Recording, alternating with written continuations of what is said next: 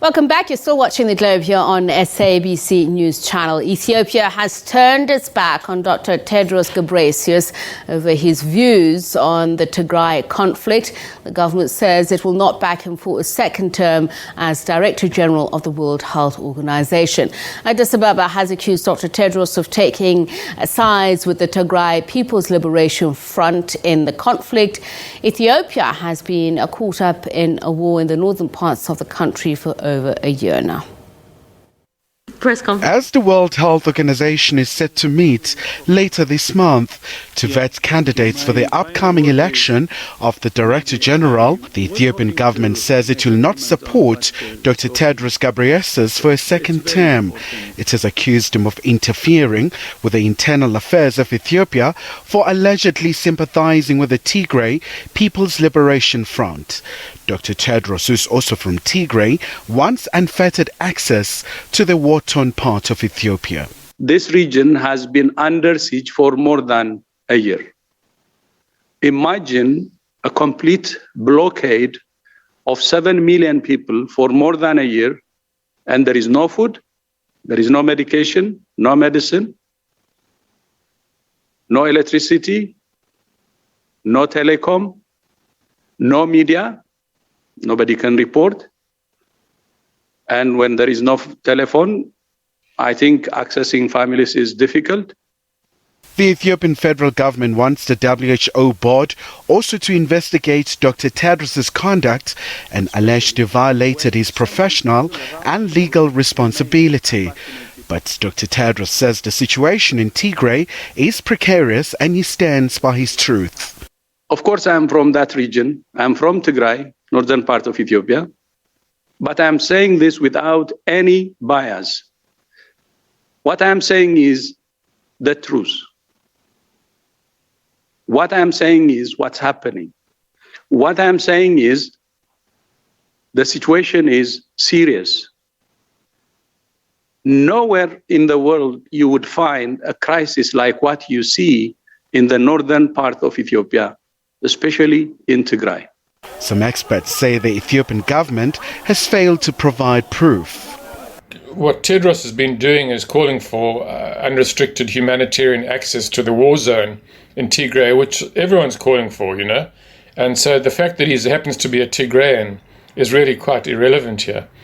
I mean, this is not explicitly a withdrawal of support for a second term, but it amounts to that because it's coming up, and clearly this is what they're doing in practice, is withdrawing their support. I think it probably won't have an impact. It probably will have a backfire on them, actually, and increase support for him. But some countries in Africa and elsewhere say they'll continue to support Dr Tedros, who has become a global face in the fight against COVID-19 pandemic. Khalihle Khumalo, SABC News, Johannesburg. Well, let's talk a little bit more about this now with Abdullahi Boru Halakhe. He's an expert on governance, security and peace on East Africa. He joins us now from Washington D.C. in the United States. Abdullahi, a very good evening to you. Thanks once again for speaking to us. So this is quite an intriguing thing. The Ethiopian government says the World Health Organization Director General is guilty of misconduct and that because he criticized the conditions in the Tigray region. Is this criticism valid? I think it's not. I mean, the reality is everybody knows the conditions in Tigray. And this is not because the Ethiopian government is providing access. It is in spite of that. And so the Ethiopian government, I mean, every other government, I mean, particularly the ones that do not want light to be shone on them, tend to be thin-skinned. But I think there are very few governments around that is as thin-skinned as the current Ethiopian government. They have this tendency to want to be loved by everybody. So anybody who falls out of that line tends to receive their ire. And I think that just speaks a great deal. And so on whether this will have any material impact, I don't think it will, because I think Tedros he's the only candidate, to the best of my knowledge, for the position that he's holding. So in many regards, he will be able to get his second term. So I think this is just more out of spite than anything else. It's not that he started Abdullahi, saying this allow me yesterday. to just interrupt you on this one, because you said it is in spite of the humanitarian or access for humanitarian reasons. Is it because it's inconsequential, as in it's a red herring, or are you suggesting that the Ethiopian government is granting the WHO access? They are not granting anybody access. That's the problem. And, you know, if they had issue with only Dr. Tedros, that is something different, right?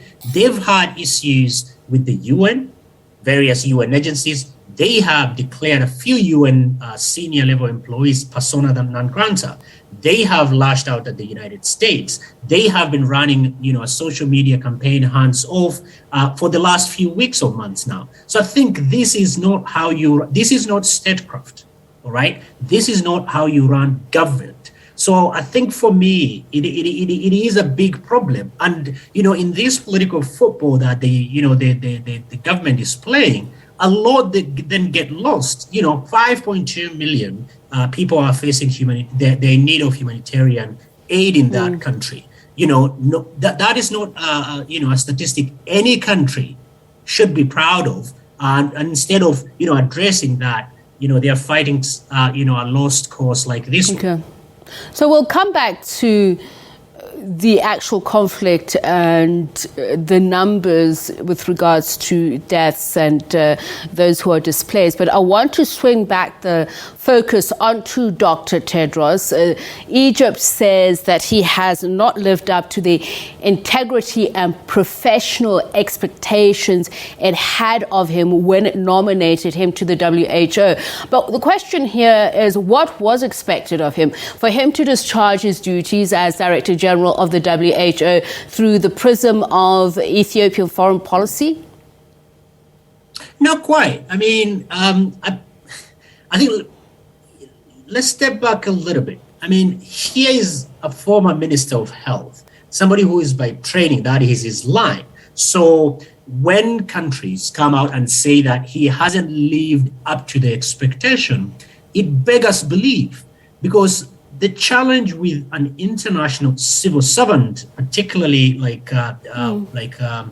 WHO, is that you are at the mercy of the member states. WHO doesn't have a huge jurisdiction. If country X says your employees cannot access the country, it's over. The only currency that it has, therefore, is trying to work with various member countries. I think the challenge for Dr. Tedros are twofold. One, he came into the office when the geopolitical crisis between the United States and China was boiling. So when he made a visit, when COVID broke out, that's the second problem, he found himself at the crosshair. The second point is the Ethiopian conflict. And the mere fact that he's a Tigrayan, that made everything very difficult. And secondly, during COVID, really, no country would want to be told that you are not doing your job very well, having this data available, getting the vaccine. And for many countries on the continent to come out and complain he hasn't discharged his duties, I mean, it is unbelievable when he has been on the front line making, calls to major countries to provide vaccines, telling the, large pharmaceutical companies to waiver the rights for these countries to manufacture vaccines. Those vaccines are not going to Tigray region. They are going across the continent. So I think that sometimes African countries, we would like to blame not having space at the table in most of these multilateral institutions, particularly at the leadership level. And then when some rise to that level, we work very hard to bring each other down. And I think is a failure of understanding how geopolitics work at the international level. And that's what I want to delve into. As you say, the role is a difficult one, somewhat of a double-edged sword. Diplomacy is itself not without politics, but, I want to understand that when you're in that job, when does interfering in internal affairs begin, and when does it end when you're demanding humanitarian access? As you said, you're dealing with member countries. Everybody has their own expectations. It is a role that requires astuteness and diplomacy as well, though.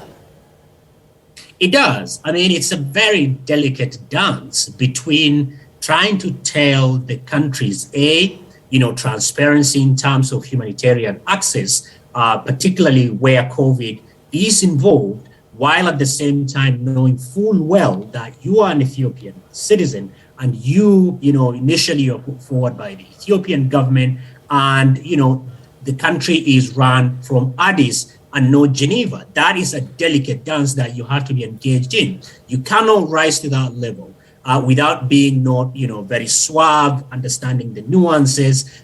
Sometimes it's not what you say, but it's the manner in which you say, it's the medium that you choose to say in. So it's not an easy position to be.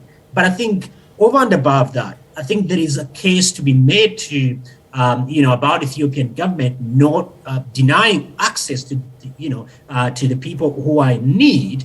And that is that need not to be political. That is just plain fact. And I was very, impressed by him saying, this is the facts on the ground. You go to UN OCHA, you'll get the same data. US government has made the same call. So I think he is not making anything that is out of sorts or, out of ordinary. This is something that is very common to anybody who's been following the last 14 months of conflict in Ethiopia. So what you're saying here is that even if Egypt were to insist the WHO investigate Dr. Tedros for misconduct because they're accusing him of spreading blatant misinformation, that they don't have a case. But I'm also just wondering, what do you say of accusations by Ethiopia that Dr. Tedros is a member of the Tigray People's Liberation Front? He was, and there's no doubt about that. He served as a minister, two stints as a minister for foreign affairs and minister for health.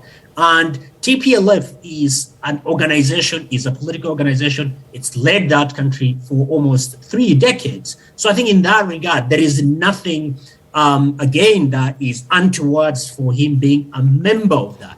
And I think once he took up this position, by its very nature, he moves outside, the TPLF work. So I think in that regard, unless the government would want to say any single person who is a Tigray, any single person who was a member of TPLF, who, by the way, until very recently, Ahmed Abiy was a member of, the governing part of the governing coalition that involves TPLF, then we will be clutching on at straws. I think, when these accusations are made, to my mind at least, they are hardly made in good faith. Good faith, disagreements are healthy. When the Ethiopian government feels that he's not done well, they can call him up, they can raise it with WHO. But when these wars and conflicts are heard through the media, that is not done in good faith. I'm not privy to if those channels were exhausted, and that is why they have decided to pursue this. I cannot speak to that. No, I thank you so much for your time and insights. Much appreciated. And speaking to us there.